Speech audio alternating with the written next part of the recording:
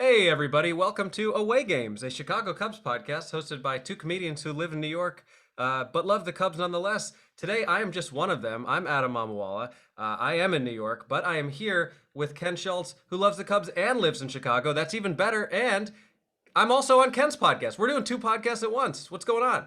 That's possible in this world, in these unprecedented times? My God, I think yes. so. This is also the Three Strikes You're Out podcast, the Outsports Baseball podcast, hosted by one comedian who loves the Cubs and lives in Chicago. So how about that? That's true. There's no one for you to argue with if you host a show by yourself.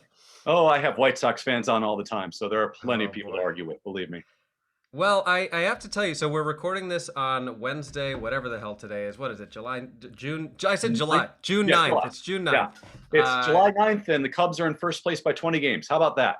That sounds wonderful to me. Kevin and I usually we vary between like, do we record on Tuesday? Do we record on Wednesday?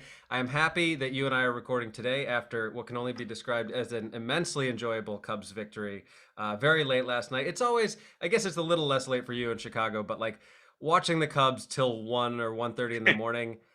I have such a sense memory of what that felt like as a kid, always watching them lose and still being up that late on a school night and being like, why do I do this to myself? It's always extra satisfying when they win one of those games that you're like barely staying awake for.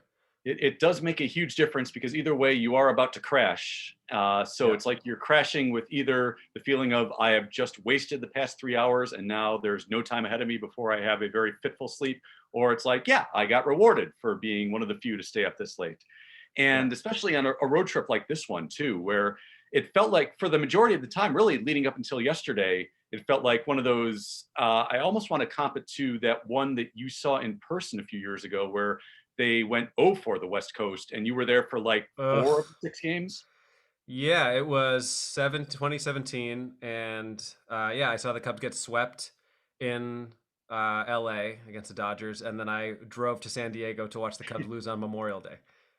You are seeing them get swept in at least beautiful settings. So there is that, I guess, that you can kind of take in your surroundings. Yeah, it was nice. The San Diego game was weird because it was a game where like Hendricks for the first three innings looked like he was going to throw a perfect game and then just kind of lost it. But what I really remember is just how salty Padres fans were, like in a way that I didn't realize because I'm not old enough to like remember the history back to '84 really. But like what I remember most was the guy sitting next to me was like, "Oh, it's a pretty new looking Cubs hat." It's like, yeah, because it has a World Series logo because they were in the World Series last year. That's what happens when your team wins the World Series. You buy a bunch of shit.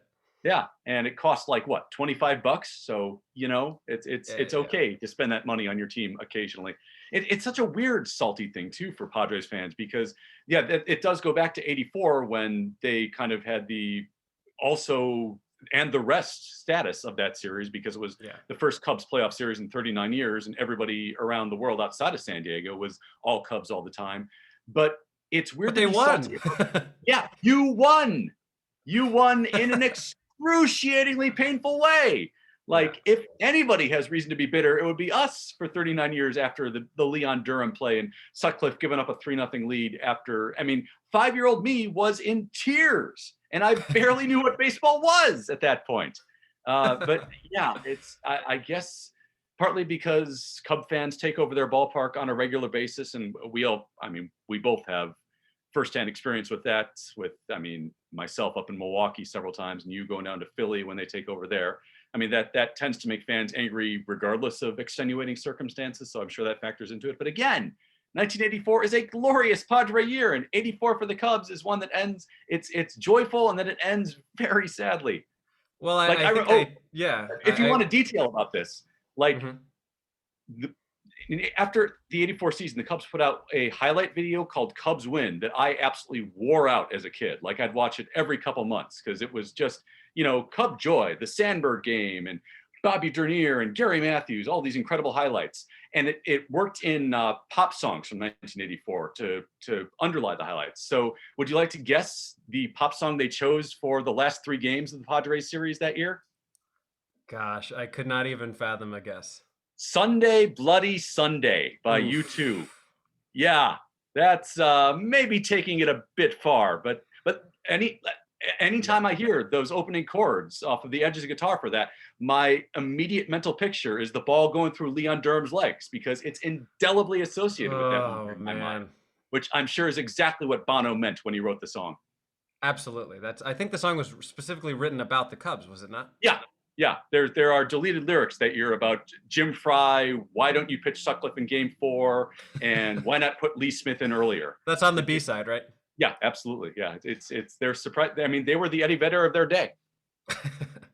As a friendly reminder, you can follow us for all of our U2 /Bono/Edge/Eddie Vedder takes at Away Games Pod, and you can follow Ken at Ken_Schultz. Is that still Ken correct? Schultz underscore. I have no idea who Damn it! Ken underscore Schultz is. It might be my nemesis, the flying fool, comedic juggler who every time I went to like a new club, like in Dayton, they'd somehow decide they'd put his bio on the website rather than mine. So Is it just so? So to be clear, it is Ken Schultz underscore. But yeah. I do believe that if we look up Ken underscore and Ken under what is it called? Underscore? Underscore. I just said under Schultz. Under Schultz is a whole different show that we're not even going to get into. But Ken underscore Schultz, I believe I believe to be just you with like a goatee wearing a Cardinal shirt. It's just evil. It's evil Ken. Bizarro Ken Schultz from the Star Trek Mirror Mirror episode. Absolutely, yes. Go Mark McGwire. I love Yachty. Yes. Oh my I am the best fan in baseball. Well, so yeah, you go talked back to present day, huh? Yeah, let's go back to present day. There's a lot to talk about. Obviously, Patrick Wisdom is going to be a big part of this conversation. But here's the thing. The Cubs have historically never fared that well on these West Coast trips, it seems. Like, I have very few memories of the Cubs, like, ever winning a series in Colorado. I feel like I have mostly bad memories of them playing almost anywhere else on the West Coast. Like, I really do just, I can remember the feeling of like just sadly turning off my TV at my parents' house after watching the Cubs on WGN Superstation, get walked off when it was like 1:40 in the morning, being like, I have to be up for high school in 4 hours. Like, what am I doing here? So a frustrating set against the Giants. Obviously, a nice kind of rebound there to take that last game, and then a split thus far in San Diego. But what are your thoughts over the past week as we've seen the Cubs kind of come out of their extreme like riding high phase? This feels like one of those road trips where it's one of those, if you keep your head above water at the end, it'll feel like a win. So the fact that they've taken 2 of the 7 games, well, not obviously incredible, at least it's not the most catastrophic result possible.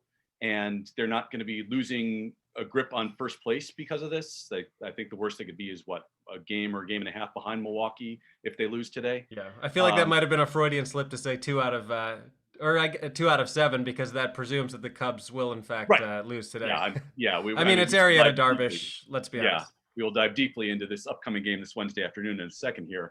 But I mean, that is the worst case scenario is the 2 out of 7. And if it's 3 out of 7, honestly, it's going to feel like, I mean, man, that's almost exactly what I wanted out of this. Because you figure going into the road trip, coming off of after a month's run that they had in May, that eventually they're going to hit a cold snap, and it would presumably be on a West Coast trip with the 2 best teams in the league right now, because record-wise, that is the case. So that Giants series to me felt like almost like, yeah, that's exactly what I expected is going to happen. That especially with no off day going into it, they're going to run into a pitching buzzsaw over and over. Eventually, the decent starting pitching they're going to get is probably going to go away for a little while, and the offense might slump back again. And that was pretty much that entire series. So, I mean, they essentially got saved from being swept by the joy of Patrick Wisdom and Kyle Hendricks not being incredible, but stepping up when they needed him to. But that was kind of as expected. And my fear was then, okay, we're going to go into San Diego, and San Diego is still smarting from getting swept last week, and they're really going to take it to them. And after that first game of that series, that's exactly how it played out. So I think the performance by Zach Davies last night, even in a week where Patrick Wisdom has been so just insanely brilliant, like that one really stands out to me because that was completely unexpected. The Padres series on paper looked like, Adbert going in the first game, that's our best shot to win. And if they don't win, it might be one of those, just kind of got to deal with these 2 awful pitching matchups for the rest of the series and kind of grit our teeth and assume we're going to get swept. So the fact that they stepped up in such a dramatic way last night was really, really impressive. It really was, and I don't necessarily put too much stock into this, but like Zach Davies also got traded. Like people forget that that was part of the Darvish trade in the sense that Mhm. like yeah, the Padres also said like we're getting rid of you. And of course, I don't think any pitcher in the world would take it personally if they are part of a trade that gets that team you Darvish. If anything, it's probably a compliment. But you do tend to see guys pitch a little better against teams that they were just traded from. I feel like that is it might be something that's not actually statistically true, but always feels like that's the case, that people really up their game against former teams. But yeah, other than the game that I was at in St. Louis, that Sunday night game where Baez hit the game winning home run, like I think last night is probably up there with Davies' best appearances as a Cub. Yeah, I would venture to say that in a sport where obviously there's 162 games and your life essentially revolves around doing the same thing over and over and over and over again for 6 months, if you have one of those games where you have that little extra bit of, I guess, self-amping, which is probably not an expression anyone's ever used, but it Mm-hmm. it kind of applies to that situation. If you can kind of get yourself up a little bit more for that, then chances are you're probably going to have a better performance that night if your stuff is there. And Zach Davies' stuff certainly was there last night. And honestly, one of the best parts about it too was that he went six. Because I has he gone six at all this year? In that game against the Cardinals, I believe he did, but yeah, it's been few and far between. He also got robbed of a double by a very nice Yeah, running play by Tommy Pham. yeah, it would have been like the first hit of the game too. And the way Lament was going after the first three innings, it was like, you know, he could keep this going for a while, and that one might be the highlight of, oh yeah, that was the closest they got to hitting him in 6 innings. Well, yeah, So to have beaten Lamette twice in the past week and a half is not something that you would have expected going into those games. yeah, yeah, it's I really felt like Lament and Darvish that I mean, in my mind, once they lost that first game, the probability of a sweep felt like about 90%. And as has happened in the past, when I met my most negative, they quite often say, no, that's not how baseball works. Yeah. Yeah. So I guess I'm almost at a loss for words with Patrick Wisdom, and it's like we could also be watching something that's like when Shane Spencer came up for the Yankees, or Aquino with the Reds, or anybody else who like comes up, just has this amazing hot streak, and then the league makes adjustments, and they turn out to be like okay, or they're back in the minors. But for right now, looking at what has happened, which is 8 home runs in God, I don't know how many at bats, but we're talking about somebody who's OPSing just a number that's not even real. And I Mhm. mean, more home runs in his, or I think tied for the most home runs in his first 10 major league games in baseball history. Is that right? Yeah, that's about right. Yeah, it's. Did you see the graphic the Cubs put out when they announced he was Player of the Week with his stats from the past week? I I wrote him did. Yeah. down. It was a week where he hit 435 with 6 homers and 9 RBI. That'll play. His ops is 1.719 and a weighted runs created plus, where, as a reminder, league average is 100. Weighted runs created plus of 354. Yeah, that'll work. That's a nice little week. I'd be okay with that. You know, I'm not as much of a stat head as some people, but I believe those to be good. Yeah, Those are good, right? yeah. That's a week that Barry Bonds looks at and goes, "Oh shit, I better go back to the horse hormone." Couldn't get it out. Oh man, it was the perfect ad lib, and it got stuck in my mind. Ugh. Oh, that's all right. It's unbelievable, and like who knows how sustainable it is? Of course, like these numbers are not sustainable even for Yeah, Mike Trout. So things are going to I'm going regress to to put the on my mean stat to some head degree. cap here and say it's not. Yeah, especially when your BABIP is like 500. But But what do you see for Patrick Wisdom in terms of like how does he fit into this team's future if he does, and like once everybody is healthy again, um, you're not you're just not sending down a guy who's doing that, no right. matter what. So Well, what do you see his ceiling being? Like, do you see him as like a David Bodie type, where he's gonna like eventually just be a good part of a major league team, or what are you seeing with Wisdom? baseball history tells you that it's almost definitely going to be like a David Bodie type, where he'll have that great little run for a while until the league kind of figures out whatever adjustments he's made. But I mean, we are in an era where that doesn't necessarily have to be the answer. And when I look at the skill set he brings in terms of the deep counts he sees in every single at bat and the raw power he's got, certainly. Yeah. And I'm not saying at all that this is going to be what he is, but I look at what he does to the plate and the incredible results he's getting after making adjustments in the minor leagues. And I think, man, would it be nice if we had our Max Muncy? Yeah, Yeah, and I mean that's kind of what we can dream on here. Not to mention the fact that like the dude's got a cannon of an arm at third base. My God, Well, that like I didn't yeah, realize that that play was he part of the made profile for going to him. his right yesterday, that, I mean, that was it's hard to make the best play at third base when you're playing in the same ballpark as Manny Machado, but last night was the case where he absolutely pulled it off.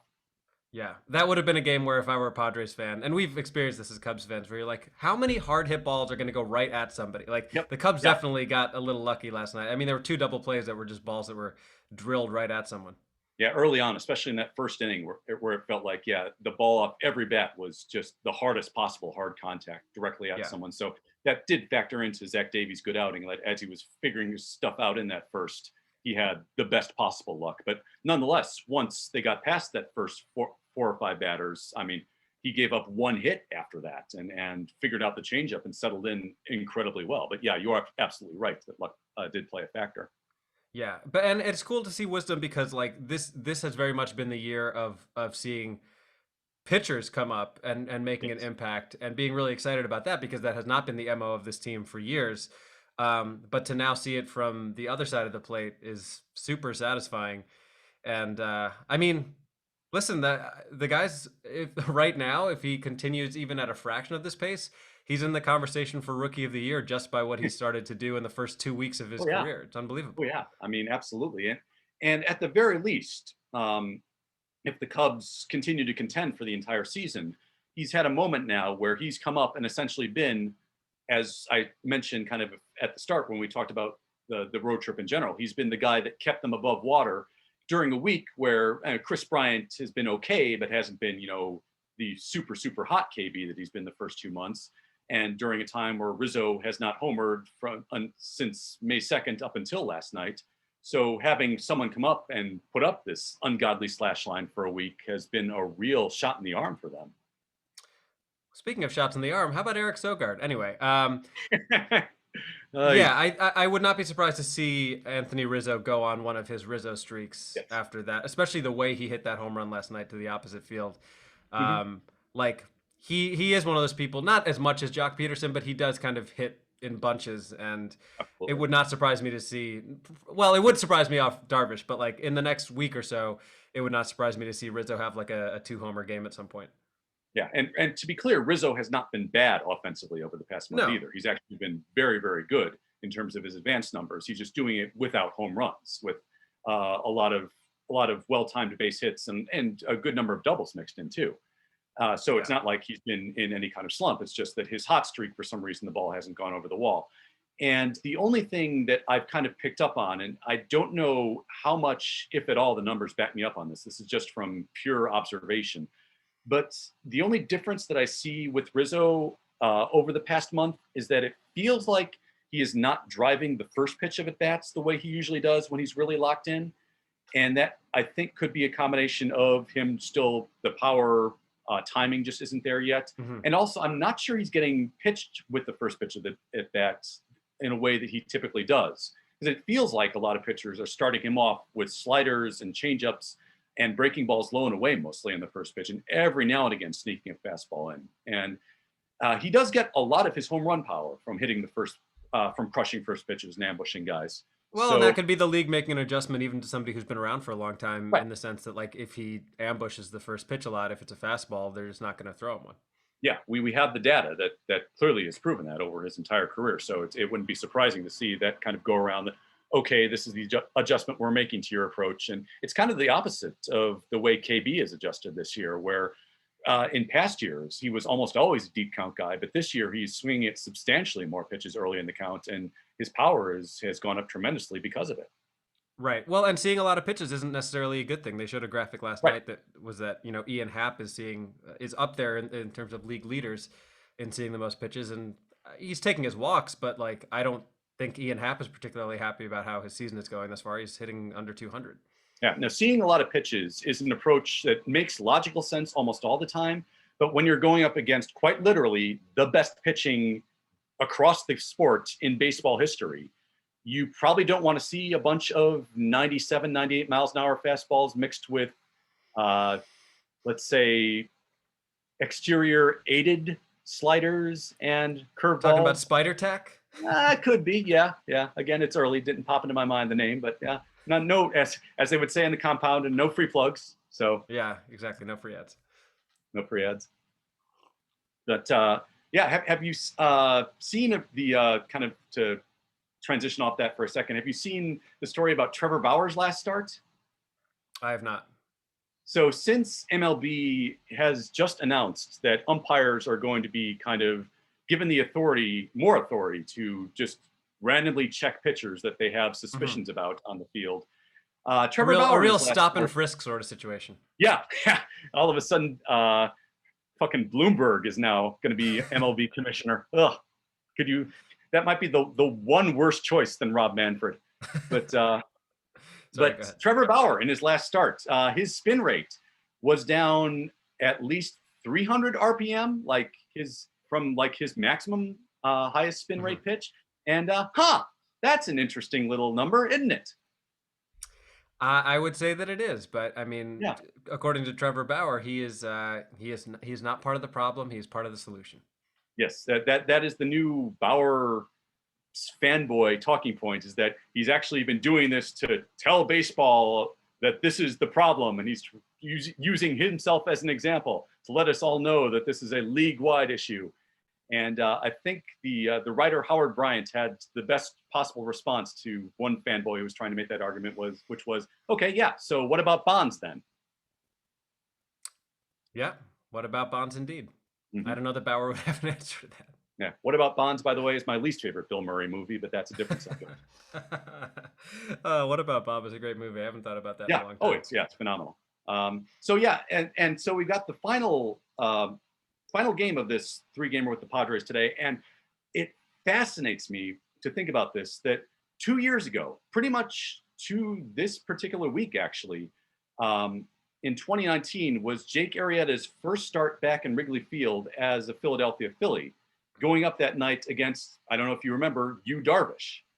Hmm. And that was I remember it at a well. time where Yu was still trying to find himself again as a pitcher. And I remember our feeling going into that one that night was, it's going to be an incredibly emotional night welcoming Jake back. We're going to be all up in our feelings. And I just hope Yu finds enough stuff to compete and keep the game close. That was our feeling going into that one. Yeah. And now today, Jake Arrieta going for the Cubs against Yu Darvish for the Padres.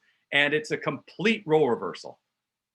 Oh, very much so. And I mean, you think about the fact that when the Cubs did sign Darvish, that was after the 17 season, and we wanted them to re-sign Arrieta. They didn't. They spent a bunch of money on Darvish, and in retrospect, that could not have been a better decision. Like I think that Jake was not helped by being in Philadelphia. Like I think there was some stuff going on there in terms of like how they handle pitchers and also just having really shitty defense that Yeah. didn't do him a lot of favors. But like you look at where each of these guys are at in their careers right now, and it's not even a discussion. Yeah, and today, I mean, as I say, the feeling now going into this one is, yeah, Jake, just try to keep us in this one as best you can. Maybe only give up 3 or 4 runs. Maybe Exactly. don't puke before the game. Maybe get the vax. That'd be nice. That'd be Uh, nice too. Yeah. yeah, and because we figure Darvish is just going to dominate because that's again what he's done pretty much since day one of this year, and it would be nice to have a pitcher like that again. Yeah, I completely agree. It's very much the sort of thing where it's like if you can somehow run up Darvish's pitch count a bit, maybe scrape across like a run, and Jake gives us gives us the old Steve Traxel and gives us 6 innings and gives up 3 runs. Like yeah, then maybe you can get to the San Diego bullpen. And also baseball is weird, so maybe Darvish gets knocked around and Jake looks like old Jake because nothing makes any sense ever, and anyone who bets on baseball is an idiot.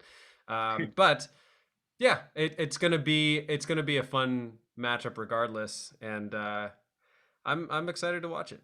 And just because you said that, and it's the way my brain works, I feel like at this point I have to sing "Old Steve Traxel," that old Steve Traxel.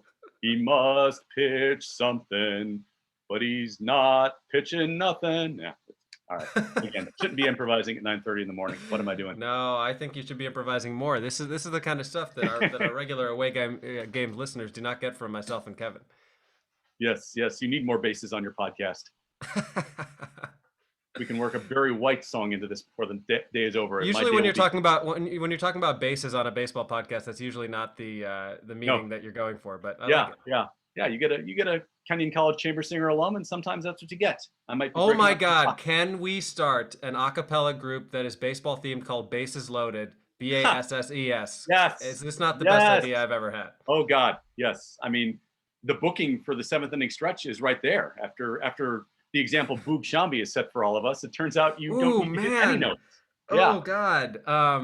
It seems almost impossible for someone whose voice is so good in another capacity to be that tone deaf. And he yeah. did preface it by saying, "Just because I have a good speaking voice doesn't mean I have a good singing voice." Side note: what do you think about Boog thus far? Do you like him? For the most part, yeah. I've quite enjoyed the I guess mindset he brings to the broadcast, where it is very lighthearted. It's a very light touch and gets silly quite a bit because Mhm. that's kind of the direction I want it to go with JD in general. It plays to his strengths a lot.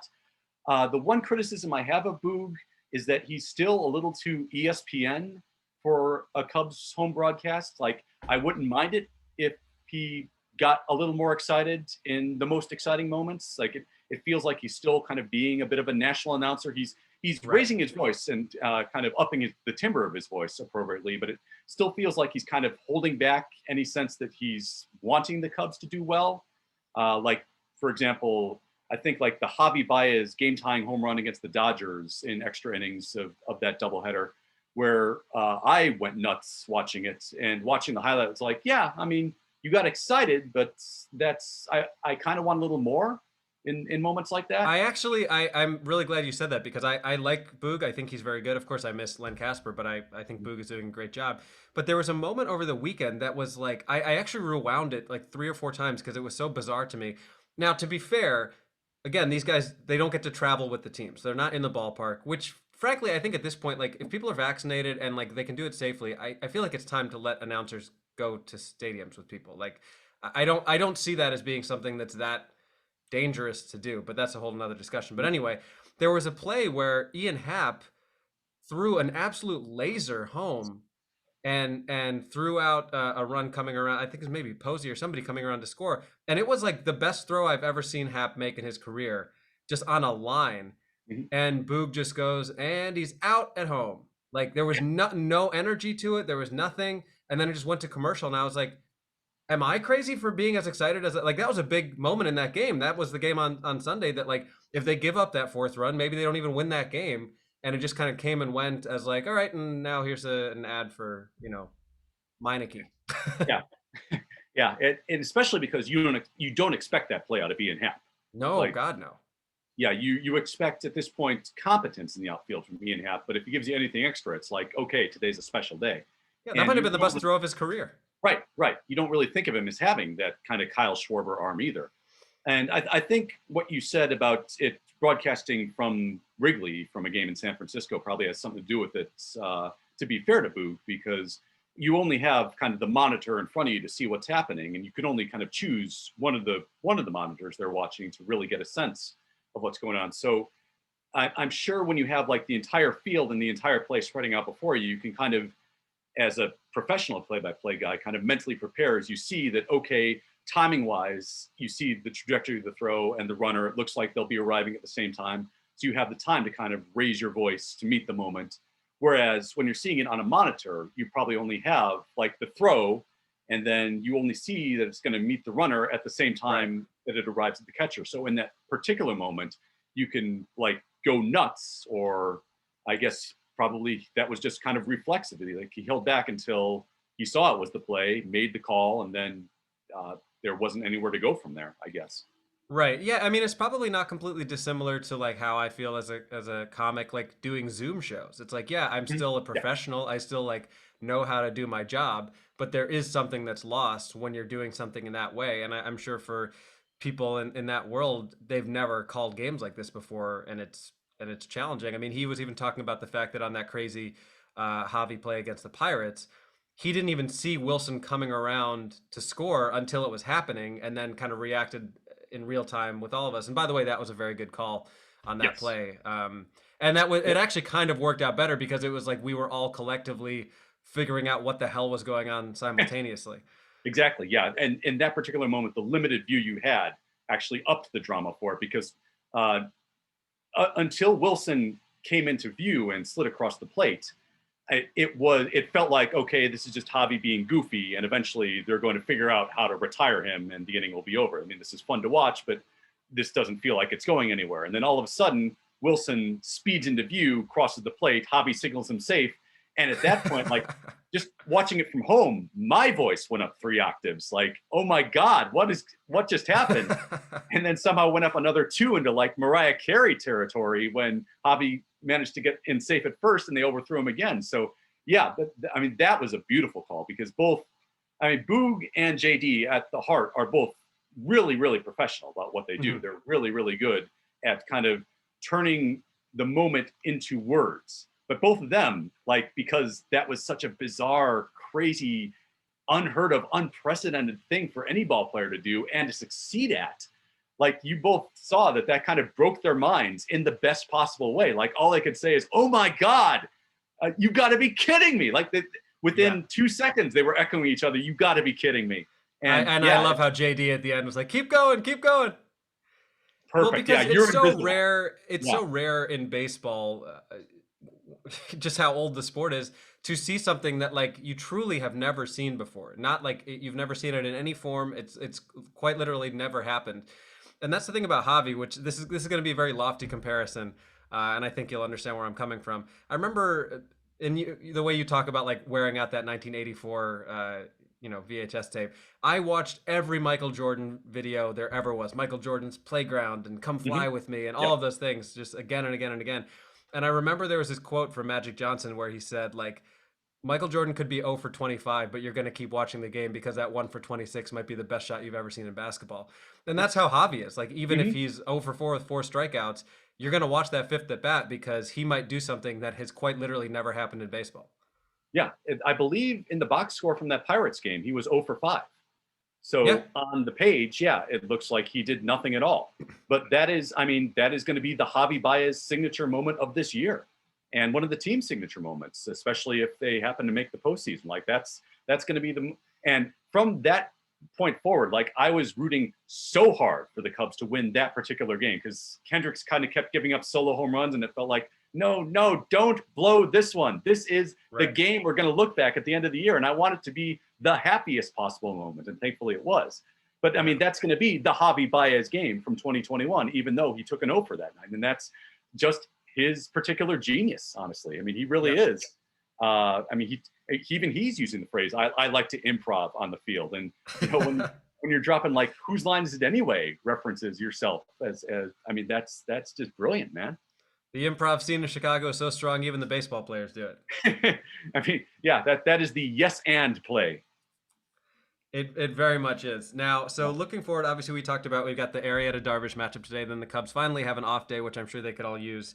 Yep. Um, and then they're home for a brief stretch. We've got 3 games against the Cardinals, which will be at full capacity. I don't know how you feel about that, but like it is going to be exciting to watch a game that's that loud. And it's you can as much as there's been bad behavior throughout sports and fans running onto the court and crazy shit in the NBA, like it is really really fun to see and hear the kind of crowds that are like I know you're not a big NBA guy, but like to see crowds be coming back Mhm. and the energy there and the same. It's already been that way at Wrigley, even with limited capacity. So I think it is kind of cool that this is going to coincide with the Cubs having a huge series against the Cardinals, including wearing those funky uniforms, including a Mhm. Sunday night baseball game.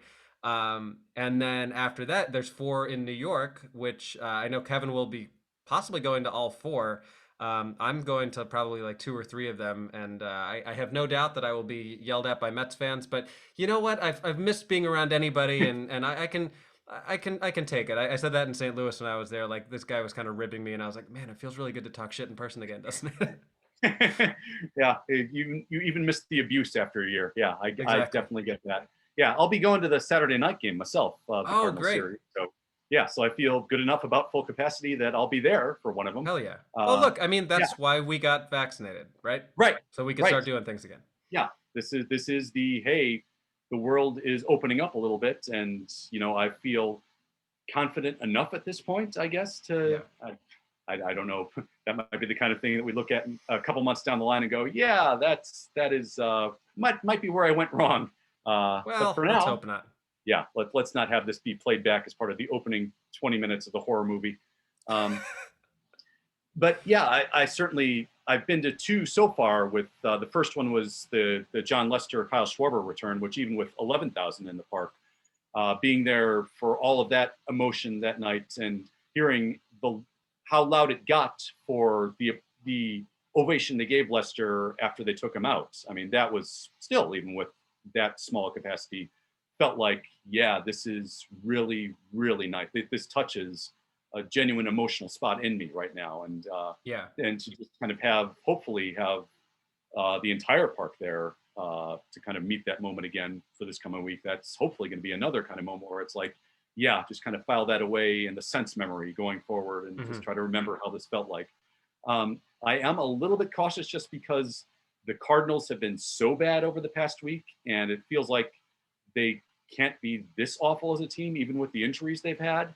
So I worry a little bit about them kind of finding it a little bit for a big series with the Cubs again, especially after dropping 2 or 3 in their park.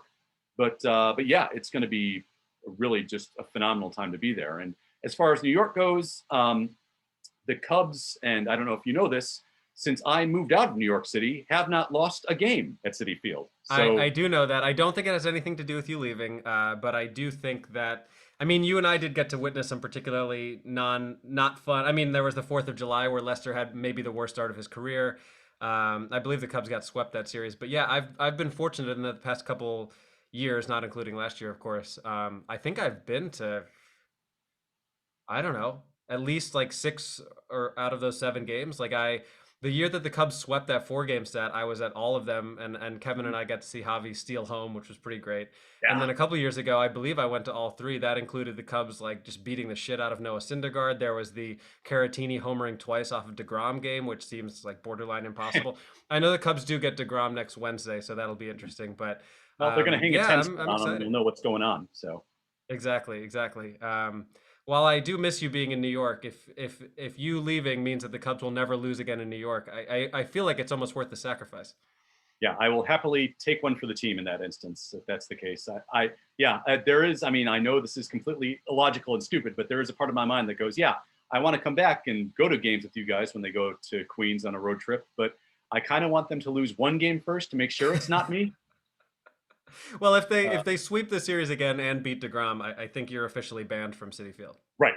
Yeah, and then okay, great. I get it, And there Cubs. are I worse get it. fates. There are worse Yeah, fates than never being allowed to go to a Mets game again. yeah. I'll take going to more games at Wrigley if that's the case, and seeing hopefully as many wins as I've seen over the past couple of years. Yeah, I think that's a I fair do trade. want to see, you did briefly mention the City Connect unis, and I did want to bring those up with you as well. What are your thoughts, honestly, on how they look? Initially, I wasn't like when I just saw the jerseys themselves, I was like, they're fine. And then seeing some of the Cubs promotional materials with players wearing them and the videos they put together, like they are pretty cool. Like I actually I'm kind of digging them. So I think it'll be fun to see everybody wearing them. I like that I think it's the cleats have like every single neighborhood in Chicago listed, which I think is a really nice touch. But yeah, what are your thoughts? Yeah, when Twitter blew up on them, when they got leaked at the end of last week, and everyone on Twitter decided this was the worst thing ever created for getting, like Miami Marlins every jersey they've ever worn, just off the top of my head. My thought upon viewing it was, yeah, that's a little plain, but it's not awful. It's certainly not, a giant misstep or anything. Yeah. And when looking at kind of the full ensemble that they unveiled, uh, I think, yeah, I like it actually. I do think the Wrigleyville script is a little. They probably could do a bit more with it, but I get that they're emulating the marquee, so I get where that comes from. I do kind of think that since the theme of the uniform is all 77 neighborhoods, the fact that they chose Wrigleyville, which technically isn't an official neighborhood, is odd. But that's me being a Chicago meatball, and Yeah. I get that if they took the field wearing jersey that said Lakeview, everyone outside of Chicago would go, "What the hell is that?" Right. Um, their campaign, where they kind of teased it at the end of last week, where the Cubs did, kind of gave me a little hope that because they emphasize the all 77 part, that maybe they're planning to have like every jersey be a different Chicago neighborhood. And I think that would be like immensely cool. Like if they pulled out one where somebody was wearing a jersey that said Edgewater, where I live, for example, like I hold me back from buying that, honestly. Right. And if any player took the field wearing a jersey that said Cubs jersey that said Bridgeport, that would be master trolling. That would be mic drop. What is you're gonna have to explain that one to me. Bridgeport is the neighborhood where Sox Park is located. Ah, okay. Speaking Yeah. of which, the Sox city uniforms are very cool. Yes, yeah, Those are badass. I'm sure that's probably part of it too. Is the Sox already unveiled a badass one, and so I think a lot of people were primed to think, well, the Cubs are just going to disappoint when they do. I mean, I wonder if Tony La Russa is upset about the unwritten rule that you're not supposed to look cool playing baseball, but you know. I think Tony La Russa, if that's the case, is just going to ask the other team to throw at Yermin Mercedes more, and he'll be fine with that.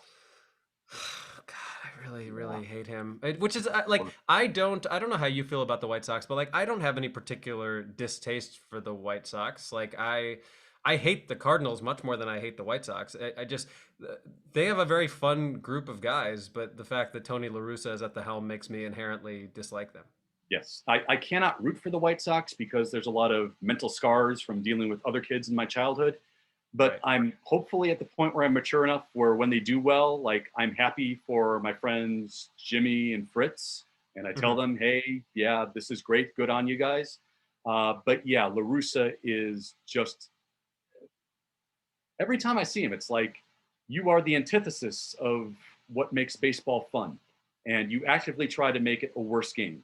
Yeah. And you have a Hall of Fame career, and you're a Hall of Famer baseball person, and they can't take that away. But a lot of that was also built on the acne-ridden backs of Mark McGwire and Jose Canseco, and no one really wants to confront that with you. They just kind of give you a pass on that. So, like, even your best accomplishments are still kind of dickish. Well, and I think if nothing else, like if so much of what baseball is trying to do now is this whole like, you know, just let the kids play. La Russa is perhaps the best example of someone who flies in the face of that attitude. Like, unless Clint Hurdle were still managing, I couldn't think of somebody who better represents that like old guard of baseball who's just seemingly annoyed by everything that is like any amount of having fun, any amount of showing your personality, any amount of being flashy and all of that. And it's just I could not think of a worse fit for that team, and yet they're in first place. So what the hell do I know? Right. I mean, that's the level of talent that team has in first place with all those injuries they have to Jimenez and Roberts and guys like that. And for years, the White Sox have been known to have one of the best and most well manicured baseball fields of any park in the game. And I've always just kind of assumed, okay, that's just what they do. And now I realize they've kept up their field so long because when they brought La Russa back, he could just yell at everyone to keep off my grass. Nice. I didn't That's know a where you were long way to going go with for that, that. but But we arrived, didn't we? We got there. he does have big Gran Torino energy for sure. Yes. Yeah, God. Old Clint Eastwood is a good comp, I think. Eventually, Tony, if they end up clinching the division, they're going to go inside the manager's office and find out he's yelling at a chair. Oh my God. Oh, I had just forgotten about that. It had left my brain, and now it's back in there for at least another 5 years. So thank you Some very much things for that. never leave my brain, unfortunately. Welcome to my world, Adam Amawala. Goodness. Yeah. Before we go, yeah, go ahead. on the subject of uniforms, I did also want to touch on Saturday when the Cubs were in San Francisco. Did you see the Giants Pride baseball caps and the Pride patches they were wearing? I did. I thought they looked great. I like they had like the armbands and everything. What did you think? Phenomenal. Yeah. Amazing. I wish I wear like catch up every other team. Yes. Yeah. When they announced at the beginning of the week that this is what they were doing, like that was as a gay baseball fan, a special moment where you know at this point, Pride nights around the game are in most markets that's kind of an expected part of the schedule now, which is incredible. And it's great that so many teams are reaching out to their communities. Get with it, Rangers. But to see a team, I'm sad to say that probably won't happen, but they should. yeah, I mean, Houston's doing it for the first time this year. So yeah. But to see a team take that now extra step of taking the field and having every player wearing very prominent rainbow colors, and not just the basic rainbow, but the Progress Pride flag that includes brown and black stripes for racial LGBTQ, the Black and Brown populations, as well as the trans pride colors. I mean, that feels like we've arrived at a different place. And we probably have not yet, but it definitely feels like we've taken Yeah. a new step in baseball. And I would love to see that catch on around the sports going forward. Like to see the Cubs do that someday. And the Cubs, for all the many awful faults the Ricketts family has, they do a pretty decent job of reaching out Mhm. to the LGBTQ community here through the Out at Wrigley promotion, especially. But I would anticipate that in the next couple of years, I would expect to see the Cubs do that at some point. It feels like, especially with Laura being one of the co-owners, it feels like that's something that they would have no problem with doing. No, I hope they do, and it was very cool to see, and I was certainly thinking about the fact that for a certain type of ball player, including perhaps people on the Giants and unfortunately people on the Cubs, like playing Mhm. on a field where everybody's wearing rainbow uniforms and it says "Vax Up" in gigantic font is probably objectionable to some people, Yeah, and so be it. as you tweeted out, it's kind of a shame we didn't get to see Aubrey Huff's head explode. It is, yes, it is very much like how I picture how they show Neil Brennan in the infamous Chappelle show Black White Supremacist sketch where Hmm. just his head Yeah. literally explodes. But yeah, no, I thought they did a great job. Also, like it's very meaningful, but just from a purely aesthetic standpoint, those are awesome uniforms. Like Gorgeous. Yes. really Like cool looking those are, uniforms. yeah, those are better than like a lot of the alternate uniforms that teams use on a regular basis. For example, like Yeah, I would love to see that's probably at this point maybe a bridge too far yet, but I would love to see a team incorporate that as kind of a regular alternate jersey just to reach out maybe during a few days during Pride Month, you know. But right. I believe the Hall of Fame is asked for, I think, Gabe Kapler's cap from that day, and he Cool. donated it. So it's going to be on display in Cooperstown going forward. And yeah, it's honestly, if I had any connection at all to the Giants, in a heartbeat, I'd buy a rainbow SF hat like that. Do you have any Cubs Pride gear? I think you do, right? Yes, yeah, they've there's a couple of shirts I've got. One with the CUBS logo that's all in rainbow colors, and another with the crawling bear that's just kind of has the rainbow outline around it.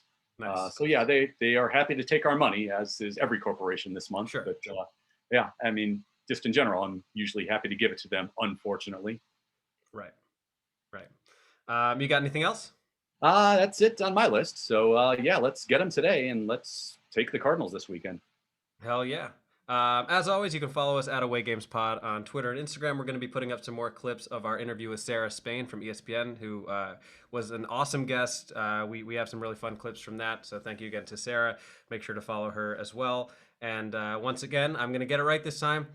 Ken Schultz _ on Twitter. Yes. It's just at Outsports, correct? Yes, yeah. At Outsports, I publish a couple pieces a week. I'm continuously updating our list of Pride Nights across MLB for this entire month. We're now up to, I believe, 21, with the Orioles just announcing one yesterday. So I'll be putting that on Awesome. later this week. So keep checking back for that's your resource for finding out about MLB Pride in June. Hell yeah. Thanks for listening, everybody.